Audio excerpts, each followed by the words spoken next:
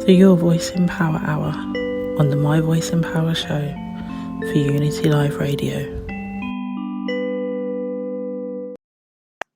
And on tonight's show, we will be speaking to Charlotte, who works with Running Athletics Club and Fundamental Fitness Club. So, Charlotte, how are you this evening? I'm very well, thank you. Yes, I'm good, thanks. So, can you tell us a bit about how you got into running? So, when I started at primary school, my teacher basically said that I was doing well, I was winning my races, so I should go to have a look at Reading Athletics. So, I went down there when I was 9. So, from there, I just started out trying all the different events, kind of went into a specialist thing when I was more like 13, 14 years old, and then just started specific training from that point. When I got injured when I was like 17, 18, then I was still kind of trying to keep involved with the track. So that's when I started doing the coaching. And then from there, I was competing, coaching, and just build it up from there, basically. Oh, good. You started from quite young then, really? Yeah, really young. 9. Literally just turned 9, so primary school still. So what was your favourite event to do? So all through my teenage years, I was competing at discus. So when I went nationals and everything, that was for discus. Now I've changed over because I've gone back to training after a bit of a gap because of work and full time and all that kind of thing. So now I've gone over to sprinting just so it's something different, kind of good for the social and the fitness as well. So do you find that helps with things like mental health and things like that?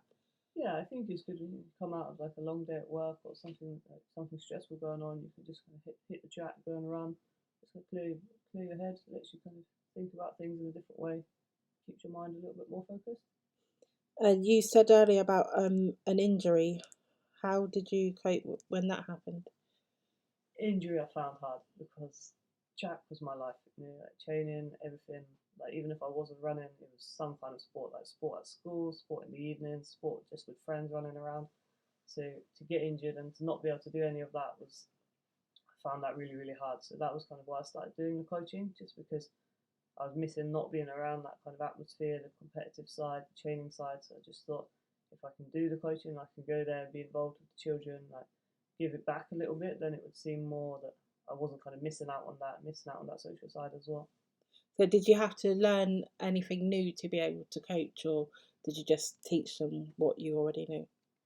So the coaching is more like you get your technical bit from what you already know from your sport, whereas like learning how to deliver it, how to keep like especially children, like how to get them to engage, how to get them to behave, like that kind of thing. It did take a while to do that, and a lot of it is just practice and confidence, but kind of learning the techniques to do that.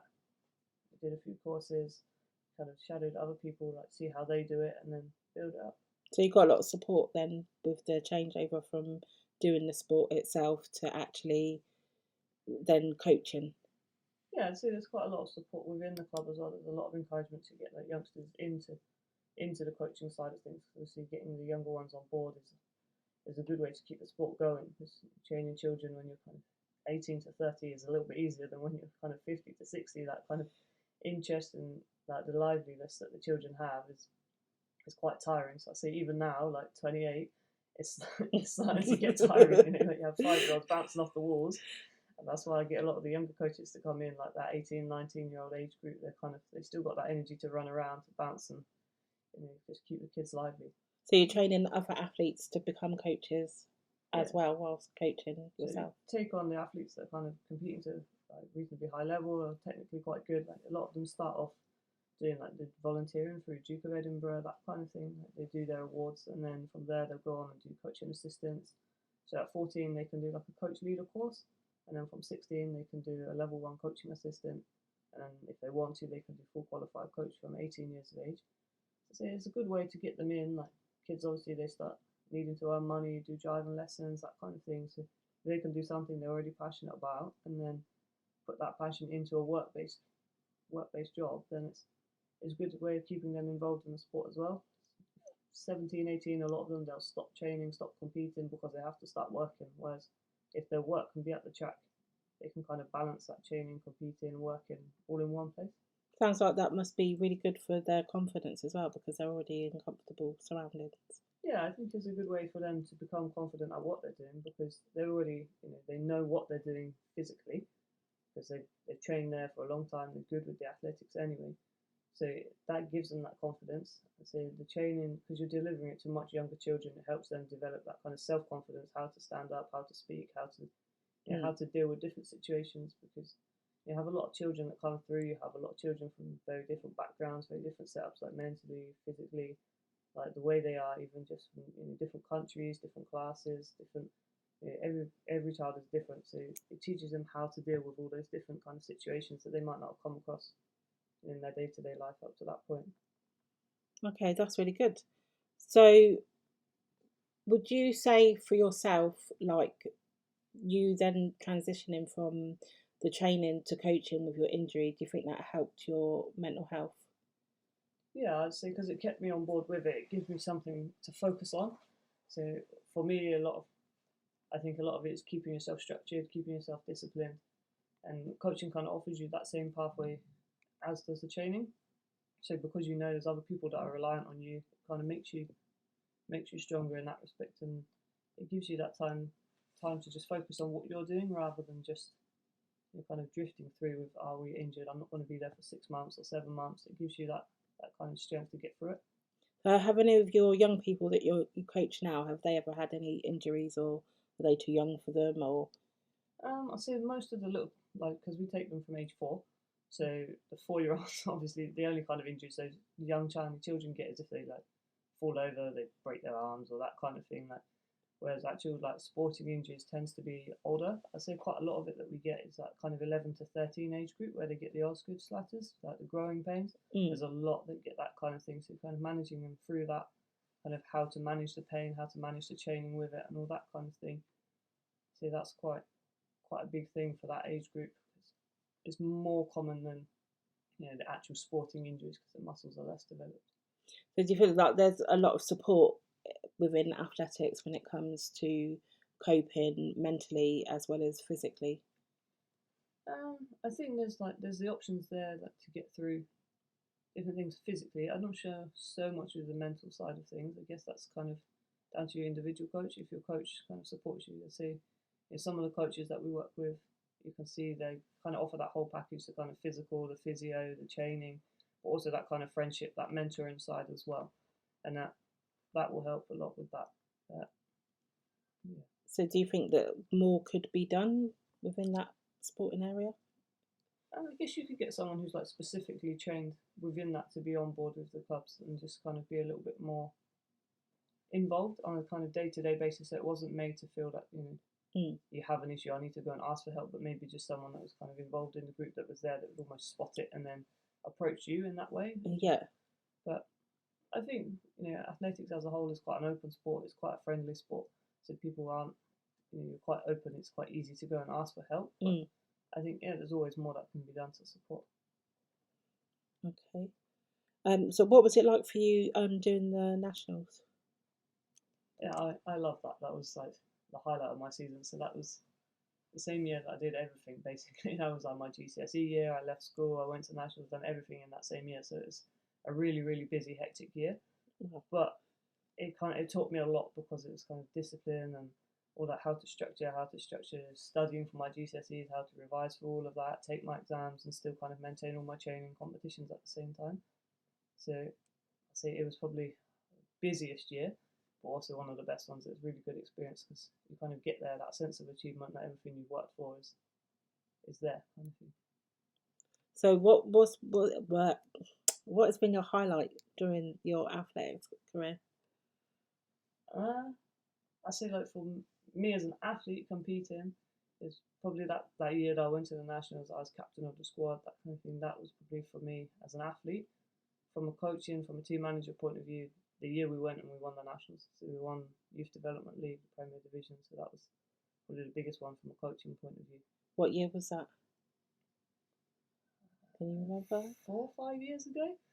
So it was we got promoted back up. We went straight to the national finals, kind of almost there as a little bit of an underdog, and then we won it by, I think it was 1 or 2 points. So it was very, very close, literally right down to the last thing. But to see the you take those children on at 8, 9, it's just fun children, and then they're taking it all the way through and to achieve that level is kind of see how happy they are and how big their achievement that was. I think it's probably one of the best ones. when you're not at the track? I go to the gym quite a lot, and then I work as a chef as well. So that I just stepped that down to part-time, so I'm doing 4 days a week there. So yeah, between chefing and coaching and gym training and running, not a lot else. Just eat, sleep, train, work. Always on your feet as Yeah, as that's well. it, on my feet. So what do you do for yourself, like for time for yourself? So that is basically training. There's just training is I love life. to train and to eat. Yeah, go to the gym, go to the spa, like relax there. I think that's a big part of it as well. Just taking that time out just to recover, to relax, like physically, mentally. Using those kind of facilities where you can just sit there and not really think about anything, just enjoy it. So what do you do to recover? So that's like, we use the hot tub quite a lot, the steam rooms, the jacuzzis, those kind of things. Just anywhere that kind of keeps your body relaxed. Ice baths as well to recover from physical, but that's not fun. It's not relaxing. Yeah, I've seen a lot about that. That's become a big thing at the moment. People getting in ice baths and having cold showers, and the program on the TV with people going in the ice. What are the health benefits of that? It just kind of flushes your system through, refreshes everything there. Like when you get out, your muscles feel amazing. Like everything just feels like completely relaxed and like just cleans your system out. But getting in it, say that first like 30 seconds to a minute, like it's horrible. What's the longest you can sit in there for? The longest I've done is like 12 minutes. Wow. But once you're in, it's not so bad. It's like, it's the thought. I say the thought of getting in is worse. Like when you're putting the ice in the bath and you're looking at it, that for me is worse. And then when you first get in and it touches your skin, it's like it's absolutely freezing. And then after about a minute, like you kind of adjust to it a little bit. But I only do the one up to the waist. I don't do the top half of my body because I'm not brave enough to do that. I'm not surprised. There's no way. How often do you have an ice bath? I do once a month at the moment. So just kind of. So don't you have to kind of like re-gear yourself up every time you get in it? Like, is it not better for you to do it a bit more consistently? Yeah, I guess you could probably do it more regularly, but for me, once a month is enough. So you said about eating, I know eating. Do you have to have a particular diet for your lifestyle, would you say? For me, I kind of enjoy eating healthy food anyway. Those kind of like fruits, the vegetables, I do like that kind of food predominantly. So I'd say I don't find it hard to eat that. I try to eat healthy most of the time, but I don't kind of force myself to do that. I'm not too strict on that. I'm just, if I want to go and eat a cake or something, I will. I think it's not good to kind of restrict it too much because you almost feel like you can't do something, and then naturally that's human instinct that you will do it, and then you kind of punish yourself if you do. I think that mindset's not a great one, especially like try and keep the athletes away from that, especially the younger ones, because you don't want them to start getting into that. They can't eat anything bad and they get like negative when they do, because you don't want to kind of build that up too much with how much they're concentrating on the eating. You want them to eat healthy, but you don't want them to stress too much with calorie counting and all that kind of thing, because you get a lot of the eating disorders and stuff from there. So try to obviously encourage them to eat healthy and eat the proteins, the carbohydrates to give them the energy to train, but not focus too much on what you can't eat. So do you think being a healthy coach helps that? Yeah, I think massively, because it sets like the example to them that they can kind of see that you are that fit and healthy. Because I think kind of in the outside world there's a lot on being overweight, whereas on the track I'd say, especially like with endurance-based events, there's a lot more on kind of the underweight, the malnutrition, that kind of thing, like anorexia, bulimia, those kind of things are more prominent, I'd say, than anything else.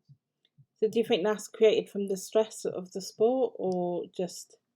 I don't know if it's on the sport or if it's just the kind of that kind of endurance-based running is something that would be picked out specifically to kind of, how to explain it, like if someone already has that issue, if you're trying to lose weight, then endurance running is kind of a sport that you would pick, because people would perceive it, well, if I run a lot, then I will lose weight and I will stay skinny. So it's almost, I'm not sure it's that people in the sport feel pressure from the sport to lose weight, or people coming into the sport because they want to lose weight kind of thing. So that mindset is already there. Yeah, that makes sense. I think that probably, I mean, I've never suffered with that, but I think that would be something for me that people who have that kind of condition would see it as a way to kind of manage that. So you would almost kind of pick that sport.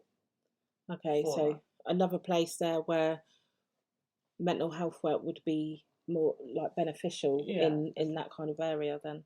I think I know at Reading they do quite a lot with those kind of talks, nutritionists and specialists for that because of the issues with endurance runners, not just female, but it's obviously more on a female side than a male. But I think there is the issues there with males as well. So they do concentrate in the endurance groups on giving them those kind of talks about how to manage your diet. Because obviously the amount of energy and calories they expend for the longer runs is something you need to keep on top of. You need to make sure they're fueling it properly.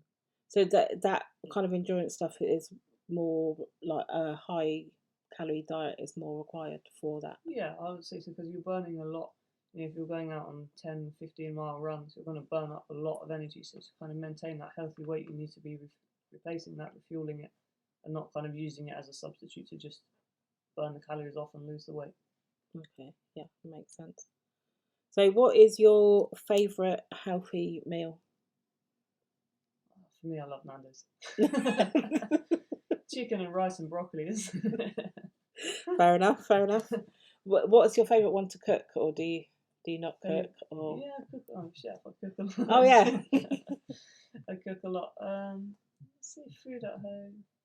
I like to keep things simple, so something like spaghetti bolognese or something like that. Yeah. You've kind of got that balance of your carbohydrates, your proteins. It still tastes nice.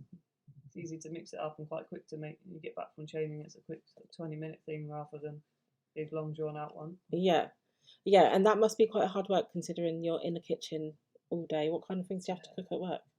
So at the moment, I'm just working salad section, so that's quite nice. It's quite easy, straightforward. Yeah. Like it keeps your diet clean because there's no other option there. It's either salad or nothing. So yeah, that's kind of what you eat. Which I'd say that helps me when I come home because I haven't been cooking the hot food all day. Then it's a lot easier. When I was working before and I'm working like hot food sections, you come home, you don't want to cook again, and then from that you're just coming in tired, not wanting to cook, and then you do go more for the fast food and stuff. So yeah, I see like the diet side of it does drop down when I was working like that before. Okay. Now is better. Yeah. So okay, what's your favourite cheeky treat? Chocolate brownies. Lovely. Good choice. Good choice. Nice sticky one is that's the best. So in the introduction, we mentioned that you work for Reading Athletics Club and Fundamental Fitness. What's the difference between the two clubs? So Reading Athletics Club is an England athletics affiliated club. So that means that they can compete in the league matches, compete against the other clubs, and they're kind of all registered through England Athletics. So they take children from age 8 and above, basically with their junior section.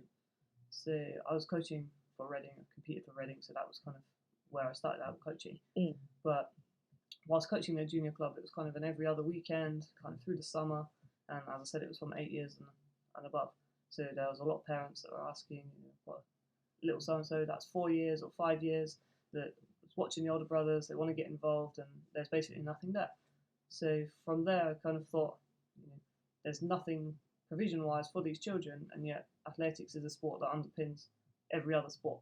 So you talk to a 5-year-old and they're already playing football or playing rugby, and yet we're saying they're not old enough to run. Which, if you're not old enough to run, how are you playing football and rugby? Yeah. And then, also from a management point of view, especially on a male side, because that's the side that I manage, that we would be going to matches and boys would be saying, "Oh no, I can't race this weekend. I'm playing football, or I'm playing rugby," and that was where their priority was, and it was always kind of athletics as the second sport. So for me, when you kind of looked into that, it was like these boys would have been playing football since they're 4 or 5 years of age, and they've not started athletics till they're say 9 or 10. So then the priority is always going to be the sport that they've been to for a longer period of time. They've got the commitment, the friendship there. Yeah, that makes sense. So my kind of thinking was, well, let's start this business up that takes them from a young age. Children of 4 or 5 are more than capable of running, jumping, throwing, teaching them that kind of basics, the fundamentals. And then if they decide to stay with athletics, we'll have their commitment because they've been with us for a long period of time. And if they don't decide to stay with athletics, if they go to any other sport, then obviously they're going to be better at that. If you're faster, you're more agile, you're stronger. If you can jump, you've got good leg power. Yeah, you can transition that into whichever sport you want. So we kind of take them at that very young age, start off with their fundamentals, so kind of the basics of running, jumping, and throwing, but also your coordination, your balance, that kind of thing. That even if you don't get into sport, then at least children can use that for their life skills when they're when they're walking, they'll be more stable. If you're running for a bus, you're going to run faster. That kind of Yeah. basic thing. Could have done with them skills. It almost gets missed, and I think especially now, like schools, there's so much sitting, and they go home, they play PlayStations, they play Xbox, they don't learn those basic skills. Whereas 10, 15 years ago, kids are climbing trees, riding bikes, jumping in the lake, whatever. Whereas now they're kind of, everything's a lot more sedentary. So teaching those skills is even more key now, because they don't learn those coordination through their natural kind of play-based activities that they would have done. So they kind of your basic fundamental skills are missing. So just to take them out at that younger age and kind of teach that, drill that into them, whether they do sport, whether they do athletics, whether they just making them fit for life, then it kind of opens those doors up for them. Yeah, that is a really good point. I've never thought about it like that, and I've never heard anybody speak about that before. And that is so true. Like, I've got 4 children, watching how they've each like developed and grown, and the different things that they've done at different ages. I mean, I never really put them into anything sports based when they were younger, but you're right, running around the house, jumping across the sofas. Yeah. When you take them to the park, it's like the same thing, jumping, climbing. And yeah, they don't really do that now. I think the setup has changed, so those skills that would have been more natural are now having to be more taught. So if you're going to have to teach them, I think it's very, very important to teach them from that young age, because if you get into 8, 9, 10, and you can't run, you don't have that basic coordination to catch a ball or use a skipping rope, those kind of things, you're going to be lacking for a lot of basic skills. You run up the stairs, you're going to trip up, that kind of thing. That kind of thing. Your injury risk is higher, and your general fitness is lower. So I think teach them from a young age, kind of build that in. They're more likely to be fit and healthy adults as well. Did you say you take from as young as 4? Yeah, we take from 4 years up. So how do you find it teaching them these core basic skills? So the younger ones can be challenging. trying to make them have enough activities in a session that you can hold their attention span, because obviously young children, 10, 15 minutes, you're kind of getting to the end of that. You can't say go and do an hour session on long jump. They're going to get bored and start playing in the sand, that kind of thing. So having the activities short enough that you can hold the attention, but also long enough that they can actually learn something, so it's not kind of 5 minutes jump in the sand and run off to do something else. Kind of structuring that can be quite hard, and kind of getting it in a way that will flow through. So I'd say each session we try to do a run, a jump and a throw, just to kind of mix it up, teach them different skills. Some things is reaction based, some things more kind of strength based, whether they're throwing balls or throwing different things. We've got lots of different equipment that they can use, so it tries to keep it quite varied. So with the younger ones, it's a lot about keeping them moving, keeping them interested, keeping it varied. With the slightly older ones, you can start to go more into kind of technical stuff and events from there. To say, it depends on the coach. Some coaches love working with the youngsters. They love kind of having that that playfulness, and some just find that really, really hard work. So we'll go with the older ones, kind of teach it more technical stuff on there. Right. So you've talked a bit there about attention span. How do you find that when it comes to working with children who have additional needs? So we get quite a lot of children with the additional needs, the autism, ADHD, those kind of needs are quite common within the athletics as a sport.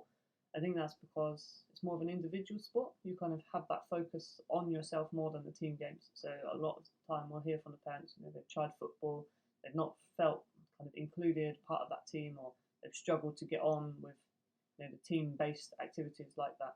So athletics is more whilst you're there training as a group and you've got that kind of friendship there. If you want it, you can also train individually, a little bit more separate, and the event is on you. Like when you go to a competition, it's all about you. Even though you might get a team score, team points, your event just is directly to how your training is your race, and your race is executed how you execute it. It's not dependent on anybody else. You don't get that feeling that maybe they're letting people down or anything like that. So I think we do get quite a lot of those kind of children come into the sport. And it's quite good because there's so many different parts to athletics. It's not just running or just jumping. You've got running, jumping and throwing, but obviously you've got a lot within that as well. There's a lot of different events, so normally you can find at least one event that a child would be good at. So even if they haven't got maybe the basic speed to be a sprinter, they might be a good hurdler or a good high jumper or javelin thrower, pole vaulter. There's so many different things there that it can try and find that. So we do have a lot of children, with all different kind of needs, and we try to accommodate that as much as possible. So we have a lot of coaches on board. We have got specialist coaches who have like one-to-ones for children that may be high end on the spectrum. So we have a couple of like specialist teachers that are trained. They do that as a day job, kind of in primary schools or special needs schools, that will come in and they'll just work solely one-to-one with that child, just to kind of keep them included, give them that opportunity to be part of a club. Okay. They'll come in with the others. They'll be on the same track as the others. They have the same equipment as the others, but they just have that teacher that will work specifically with them, so they can kind of feel included. But if it does get too much, or they need to be doing something separate for themselves, then they have that person that they don't feel, they're going to pull the coach away from the rest of the group, or maybe they feel like they're a bit of a burden on the group or anything like that. It gives them their little space that they can do. So is this in the school or in? So this is club? In the club, so in the fundamental. Okay. For the younger ones, that kind of 4 to 11 age, we have it in there. So do you go into schools? Yeah, we go into schools. So we do some after school clubs. It's taken a bit of a knock because of COVID. We've been off obviously for a couple of years now. This summer was quite up in the air. Like normally we would kind of go in contact with the schools, put the advertising out sort of January, February time, whereas obviously this year was still a big question over whether they would be in school, whether they would have clubs. So it's a bit more limited this year. But normally, we would go in through that summer term, do the after school clubs, kind of give it as an introductory to them, like primary schools, like the infants, the juniors, like all the way through. We would do that, and then the better ones, or ones that wanted to pursue it, as a sport, we would kind of pick them out, bring them into Reading. Those that wanted to continue it as like a fitness and a social, we'd bring them into the more social groups, and then kind of develop them from there. Okay, so there's loads of different aspects to it then. So one thing I want to ask is that, I feel like as a society now, we're always rewarding someone for doing something. So how do the children that you work with cope when they lose at something? So some of the children are going to find it quite hard. If they've come from a smaller school, there's a lot less children in there. They're going to be winning every single race. They might be the fastest in their year, the fastest in the school. They might never have lost a race. So when they come down and they do something and get beaten, it's a bit of a shock to the system. So a lot of that will come down to how the parents kind of deal with that. If they've told them they're the best thing ever, then children are going to find that a little bit harder to deal with. But most of the parents, I say, are quite on board with that. And children, you're not always going to win everything. I think a big part for me of sport is you have to learn how to lose. So learning to lose is almost more important than being able to win, in my eyes, because if you don't know how to lose and you don't know how to analyse yourself and kind of take yourself forwards, you can never really be the best. Like, you have to understand how to lose, how to congratulate somebody else, how to go back and work harder, and how to create that kind of desire to do better. So I think that will only come from losing. And in life, you have to lose. At some point, you will lose, and you have to know how to keep your head up and how to deal with that and to go forwards. Whereas if you're always going to win, it's very hard to develop that, because I think the longer that goes on for, we have children there, they've got exceptional talent, and they might go a year, 2 years without getting beat. But at some point you will get beat, because everybody gets beat at some point. Even Usain Bolt's going to get beat at some point. Yeah. So the earlier you learn how to deal with that, I think the better it is, because the longer you can go being almost on the top, you kind of expect that that's how it's going to be forever. And then when they do eventually get beat, then it's a lot harder for them to deal with. But I'd say, as a whole, most of them take it pretty well. Some of them don't, and it's kind of managing that expectation of the level they're at and the level they want to be at. Yeah. And just kind of they need to learn how to deal with it within themselves. Obviously, if they're going to get upset, in a way that's good, because at least you can see they're passionate and they want to do better, they're wanting to win, they're wanting to be better for themselves, but trying to get them to understand that it's not about winning, it's about kind of beating your own scores. So even if you come last, if you've run faster than you've run before, you're still better than you were before. So that for me is the main thing. Yeah, so from my own experience of my son being at the Reading Athletics Club, I know that personal bests are more celebrated than probably anything else. Yeah, I think your personal best, that's all you can ask for. If you can go to a race and you can win, but you haven't run your best, is it worth the win? Like, for me, it's better to come last and to do the best performance you've ever done, because then at least you've given everything and you're getting better.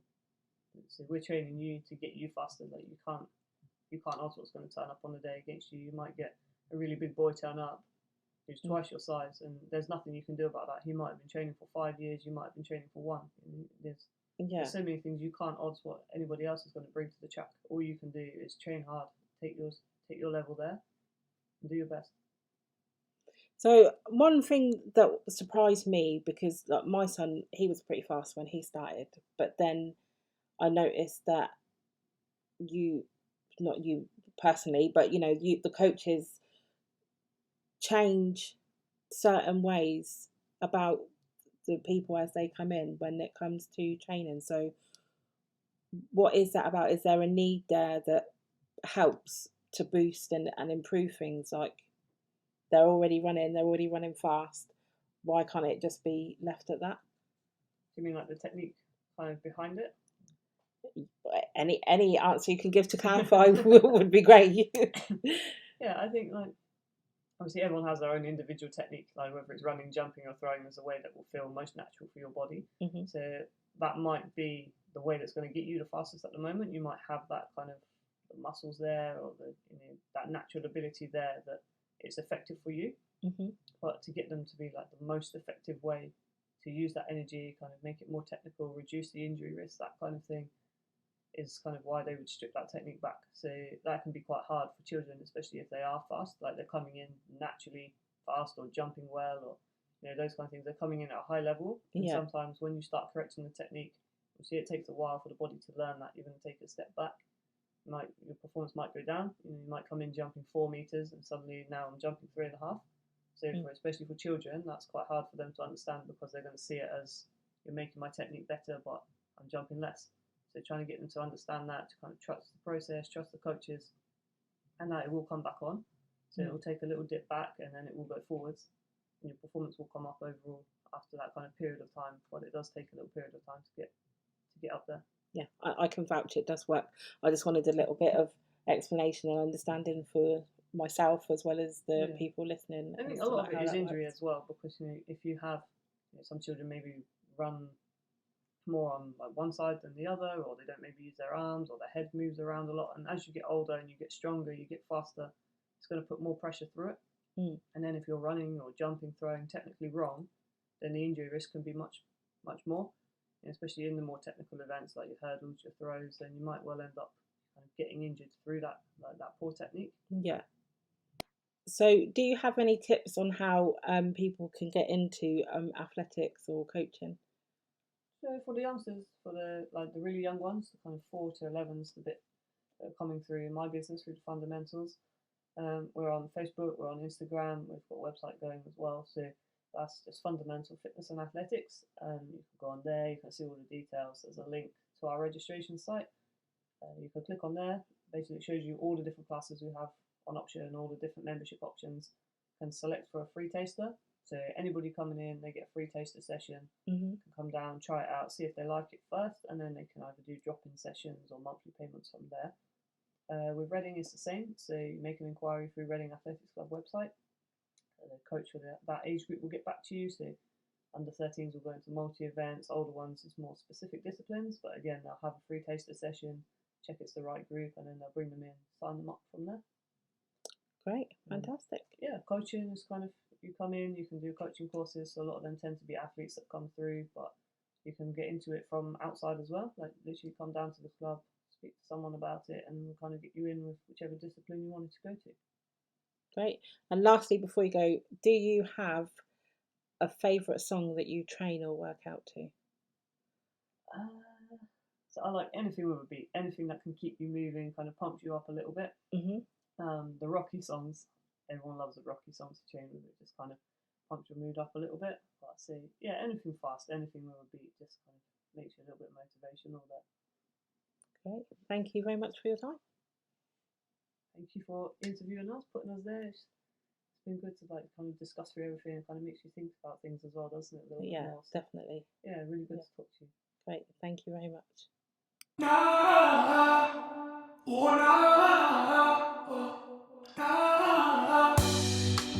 If you would like your voice to be heard on the Your Voice in Power Hour, then why not get in touch with me at myvoiceinpower@outlook.com.